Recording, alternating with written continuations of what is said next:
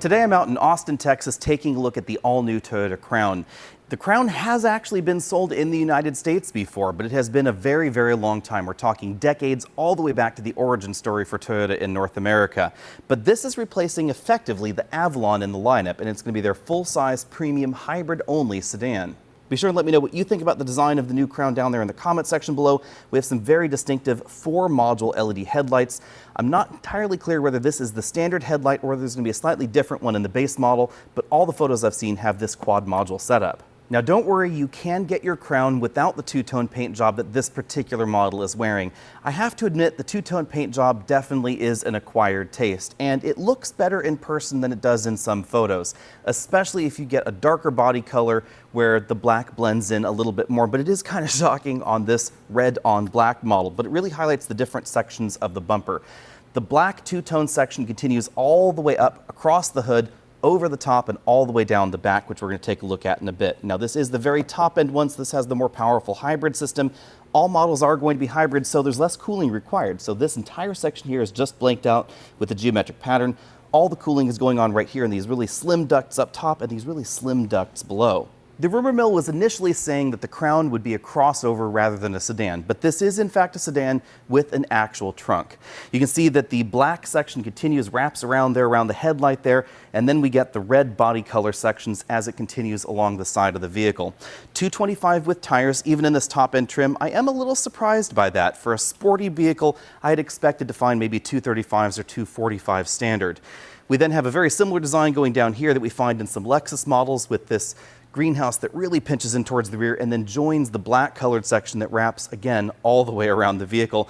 The most distinctive and perhaps divisive section of this two-tone scheme is probably right back here, where on the side of the vehicle we have this big black section. It wraps around to the trunk, big large Crown right there across the back, big Toyota logo, and then some really interesting accents all the way around. Like this ribbed section of the trunk lid, we find the trunk release hidden right nicely back there, and then the two-tone section then expands out and contracts as it goes down towards the bottom.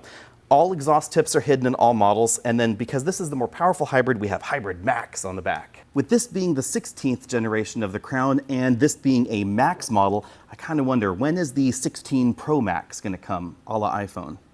Some Crown aficionados might be disappointed with the engine lineup, but as a replacement for the Avalon in America, it makes a lot of sense. The Crown is going to be hybrid only, at least in the United States. The base engine is going to be a 2.5-liter 4-cylinder hybrid system related to the one that we find in other Toyota products. We don't know exact power output figures just yet, so we don't know whether it's leaning towards the RAV4 level of output or the Toyota Highlander's level of output. The optional engine is this one, very similar to what we find in the new Lexus RX, and this is the one that's the most interesting to me because it's very unlike any other Toyota hybrid system to date. This uses a 2.4-liter turbocharged 4-cylinder engine, a 6-speed automatic transmission on this side of the engine bay, one motor unit under the hood, and then another motor unit in the back. Collectively, you get 323 horsepower. And according to Toyota, this can send up to 80% of engine power under certain circumstances to the rear axle. Definitely a big change versus their regular 2-motor hybrid system. As you'd expect out of a hybrid system that's a bit more focused on performance, fuel economy takes a bit of a dive versus the base engine in the Crown. This one's expected to come in around 28 miles per gallon. You can expect a much higher fuel economy rating in the base engine.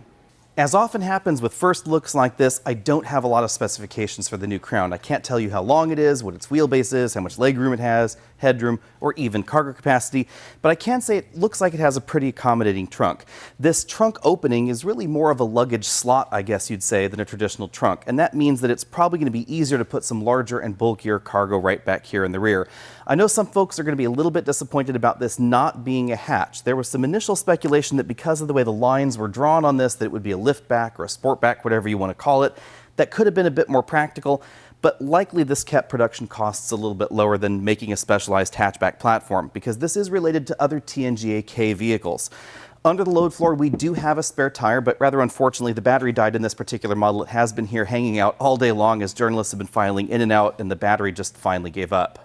Making the Crown a sedan rather than a crossover makes a lot of sense when you think about it, because what Toyota has essentially done is they've harmonized the development of the international market Crown and the North American market Avalon. We have less headroom than you'd find in a Venza or a RAV4 or a Highlander, of course, but we have a much more natural seating position and a much more attractive interior, and I think a more comfortable seat than we found in the Avalon previously as well. Now, this top-end trim only has a two-way adjustable lumbar support. Was kind of expecting a four-way, but they have to leave something for Lexus, of course.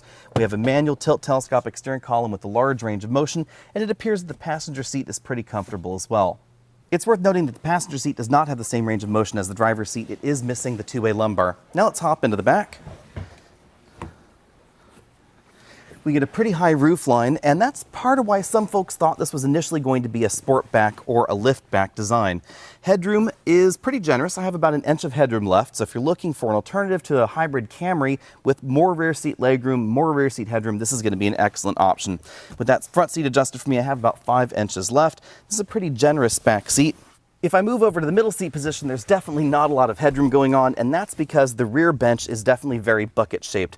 The outboard sitting positions are definitely lower than the center section, making them a little bit more comfortable, hug you a little bit more, definitely keep you in place.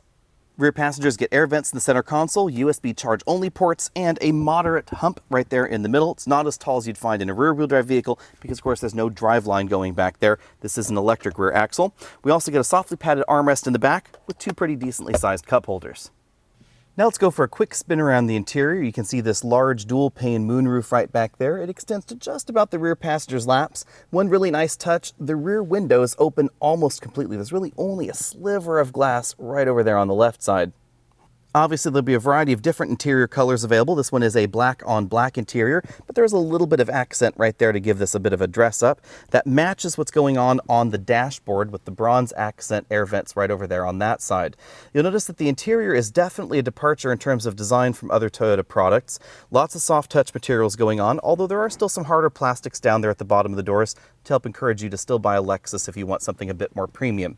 Lots of soft touch plastics going on the dashboard. This is more of a slot style glove compartment than a bin style. You can see it is pretty darn narrow. And then we don't have any sort of storage going on here on the passenger side. That's just an accent strip. The ambient lighting in here is not easy to see in this kind of lighting. In the middle of the dashboard, we have Toyota's latest infotainment and navigation system. This is a touchscreen setup, so a little bit different than we find in some Lexus models that are still currently on sale. It supports Apple CarPlay integration, Android Auto integration, lots of streaming media sources.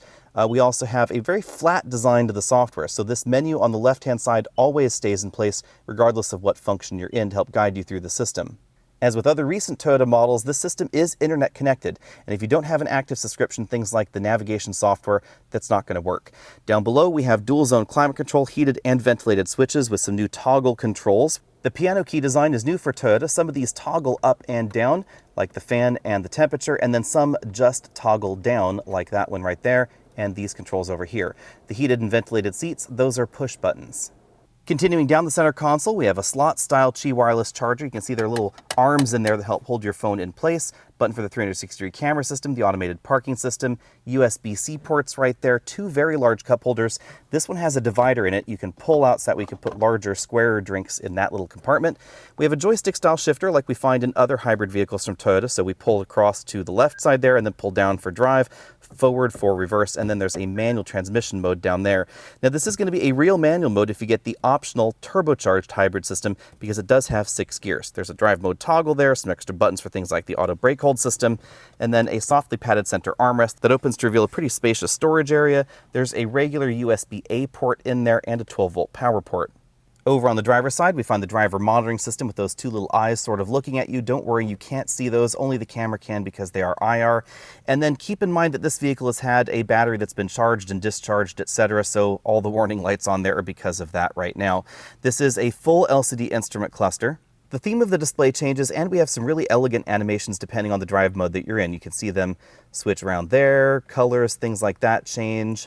The display is adjustable and a nice touch. We get a moving map display right there in the middle. Moving out from there, we have a 3-spoke steering wheel. You'll find controls for the adaptive cruise control system, which is standard, and the infotainment controls on either side of that steering wheel. This is a slight variation on the steering wheel design that we've seen from Toyota for a while. There's some additional buttons like a volume toggle right down there, and then track forward, backward moves to this side.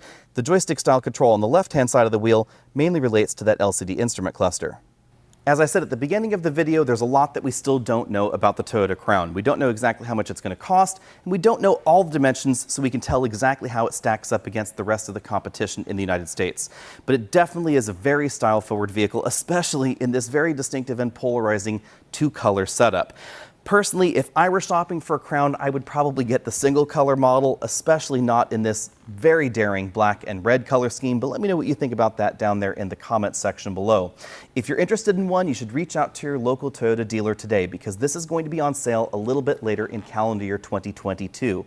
And at that point in time, I'm probably going to know more about pricing, and I will likely have driven it already. So be sure and stay tuned for that video. Just hit that subscribe button down there at the bottom of your screen.